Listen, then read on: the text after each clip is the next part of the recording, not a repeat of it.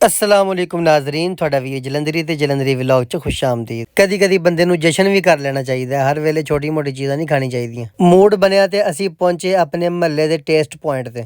ਤਕਰੀਬਨ ਅਸੀਂ ਬਚਪਨ ਤੋਂ ਇਹਨਾਂ ਕੋਲੋਂ ਪਕੌੜੇ, ਸਮੋਸੇ ਤੇ ਰੋਲ, ਨਾਨ ਟਿੱਕੀ, ਤਲਿਆ ਨਾਨ, ਮਤਲਬ ਕਿ ਸਾਰੀਆਂ ਫਰਾਈ ਚੀਜ਼ਾਂ ਅਸੀਂ ਇਹਨਾਂ ਕੋ ਖਾਂਦੇ ਆ ਰਹੇ ਹਾਂ। ਬਾਰੀ ਭਾਈ ਦੇ ਨਾਮ ਤੋਂ ਮਸ਼ਹੂਰ ਨੇ, ਪਹਿਲੇ ਇਹਨਾਂ ਦੇ ਵਾਲਦ ਸਾਹਿਬ ਸੀ, ਹੁਣ ਇਹ ਆਪ ਨੇ। ਇਸ ਤਰ੍ਹਾਂ ਦੇ ਜਿਹੜੇ ਬੰਦੇ ਹੁੰਦੇ ਨੇ ਨਾ ਮਹੱਲਿਆਂ ਦੇ ਵਿੱਚ, ਇਹ ਮੇਰੇ ਖਿਆਲ ਨਾਲ ਕਾਰੋਬਾਰ ਨਹੀਂ ਕਰਦੇ, ਇਹ ਖਿਦਮਤ ਕਰਦੇ ਨੇ ਮਹੱਲੇ ਵਾਲਿਆਂ ਦੀ। ਵੱਡੇ ਵੱਡੇ ਰੈਸਟੋਰੈਂਟਾਂ ਤੇ ਜਾਣ ਤੋਂ ਛੁੱਟੀ ਕਰਕੇ ਇੱਕ ਅੱਧਾ ਦਿਨ ਇਹਨਾਂ ਨਾਲ ਵੀ ਗੁਜ਼ਾਰ ਲਿਆ ਕਰੋ। ਕਿਤੇ ਇਹਨਾਂ ਦਾ ਘਿਓ ਸਾਫ਼, ਫਿਰ ਦੂਸਰਾ ਤਾਜ਼ਾ ਮਾਲ ਬਣਾਉਂਦੇ ਨੇ ਰੋਜ਼ਾਨਾ, ਫਿਰ ਮੁਖਤਲਿਫ ਚਟਣੀਆਂ। ਭਾਈ ਮੈਨੂੰ ਤੇ ਬੜਾ ਚੰਗਾ ਲੱਗਦਾ ਇਹਨਾਂ ਕੋਲੋਂ ਖਾਣਾ ਖਾਣਾ। ਤੁਹਾਡੇ ਇਲਾਕੇ ਜੇ ਤੁਹਾਡੇ ਮਹੱਲੇ 'ਚ ਵੀ ਕੋਈ ਇਦਾਂ ਦਾ ਹੈਗਾ ਤੇ ਉਹਨੂੰ ਤੁਸੀਂ ਸਪੋਰਟ ਕਰਿਆ ਕਰੋ। ਹੋਰ ਵੀ ਤੇ ਚਸਕੇ ਲਾਉਂਦੇ ਹੋ ਨਾ, ਇਹਨਾਂ ਕੋਲੋਂ ਵੀ ਕਦੀ ਕਦੀ ਚਸਕਾ ਲਾ ਲਿਆ ਕਰੋ। ਜਦੋਂ ਤੁਹਾਨੂੰ ਜ਼ਿਆਦਾ ਭੁੱਖ ਲੱਗੀ ਹੁੰਦੀ ਹੈ, ਤੁਸੀਂ ਬਾਜ਼ਾਰ ਨਹੀਂ ਜਾ ਸਕਦੇ, ਫਿਰ ਤੁਹਾਡੀ ਭੁੱਖ ਹੀ ਮਿਟਾਉਂਦੇ ਨੇ। ਮੇਰਾ ਤੇ ਜਦੋਂ ਜਸ਼ਨ ਕਰਨ ਨੂੰ ਦਿਲ ਕਰਦਾ, ਮੈਂ ਤੇ ਇਦਾਂ ਦੇ ਪੁਆਇੰਟਾਂ ਤੇ ਆਉਣਾ। ਠੰਡੇ ਨਾਨ ਦੇ ਨਾਲ ਗਰਮ ਗਰਮ ਪਕੌੜੇ, ਨਾਲ ਮਿੰਟ ਰਾਇਤਾ। ਹਾਂਜੀ ਮਿੰਟ ਰਾਇਤਾ ਇੱਥੋਂ ਵੀ ਲੱਭਦਾ ਹੈ, ਵੱਡੇ ਹੋਟਲਾਂ ਤੋਂ ਮਿੰਟ ਰਾਇਤਾ ਨਹੀਂ ਲੱਭਦਾ। ਇੱਥੇ ਚਟਨੀ ਤੇ ਉੱਥੇ ਮਿੰਟ ਰਾਇਤਾ। ਯਕੀਨ ਮੰਨੋ, ਇਦਾਂ ਦੇ ਲੁਕਮਿਆਂ ਦਾ ਸਵਾਦ ਹੀ ਬੜਾ ਹੈ ਜੇ। ਮਿੰਟ ਰਾਇਤੇ ਦੇ ਨਾਲ ਗਰਮ ਗਰਮ ਪਕੌੜੇ, ਨਾਲ ਜਿਹੜਾ ਖਾ ਲਵੇ ਸਬਜ਼ ਮਿਰਚ, ਉਹ ਕਦੀ ਇੱਧਰ ਨੂੰ ਦੌੜੇ ਤੇ ਕਦੀ ਉੱਧਰ ਨੂੰ ਦੌੜੇ। ਐਂਡ ਤੇ ਲੈ ਪਾਪੜ। ਇਹਦੇ ਨਾਲ ਸਾਨੂੰ ਦਿਓ ਇਜਾਜ਼ਤ, ਅੱਲਾ ਦੇ ਵਾਲੇ।